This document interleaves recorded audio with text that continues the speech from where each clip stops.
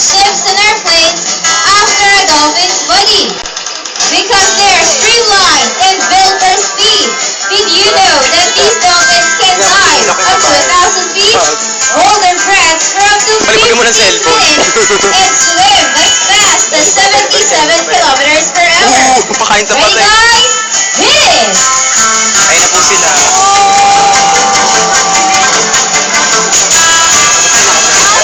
That sure looks fair! Somebody nice! Round of applause for our dolphin friends!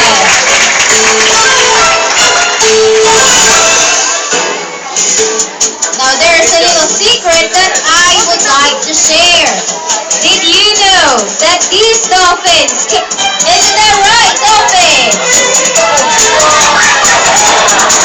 What do you mean no? I know you can walk on water, right? Maybe I need to ask an honest dolphin then. How about you, Nala? Can dolphins walk on water? Nala saying yes. Show us how. There's one. If Zach can do it forward, I bet the others can do it the other way around, which is backward.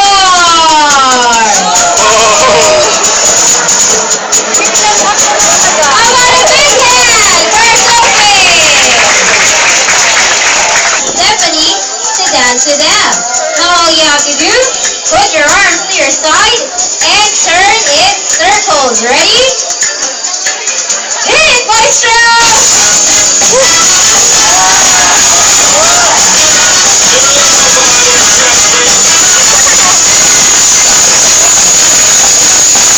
Wow! You got nice rhythm with our dolphins! We are a little short on trainers down there. That's why we've asked Stephanie's big help to give the dolphins a very special hand signal. Now all you have to do is put your hands on your knees and raise it up on our count of 3. Ready? Guys, count with me. 1, 2, 3. Heads up. Now keep your hands steady because Nala will be right back with a very big...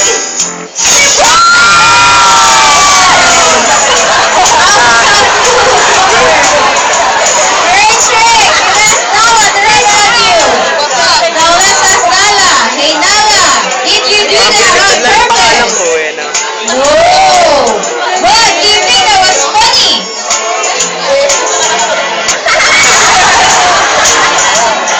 I bet she deserves another fish for that. And since you're already down there, Stephanie, why don't you grab this great opportunity to have a picture taken with the dolphin? Now we would like to remind everybody that here at Ocean Adventure, we offer several opportunities for you to meet one of our dolphin friends. First, we have the dolphin photo encounter, which happens after the show. But if you want to have an experience of a lifetime, we also offer the encounter programs like the beach encounter, swim encounter, dive encounter, and the animal trainer adventure. If you are interested, all you have to do is ask one of our friendly park guides. Now how about a big hand for our lucky guest Stephanie? Is black, is thick, and is built for speed and strength. I'm proud to introduce to you Tonka! Laki.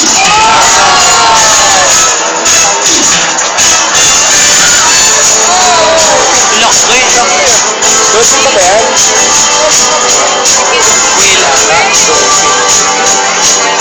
Hindi siya makapalo. I want a big hand for Tonka!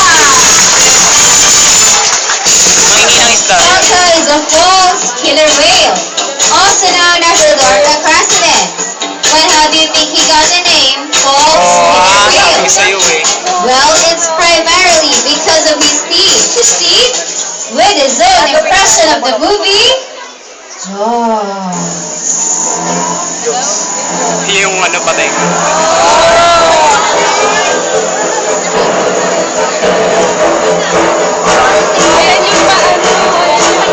Oh boy, they're looking sweet, aren't they? But don't worry, Tonka's a really gentle and playful animal. One way to prove it to you, our trainers Stars will join Tonka and our dolphins to show you a fantastic display of water ballet.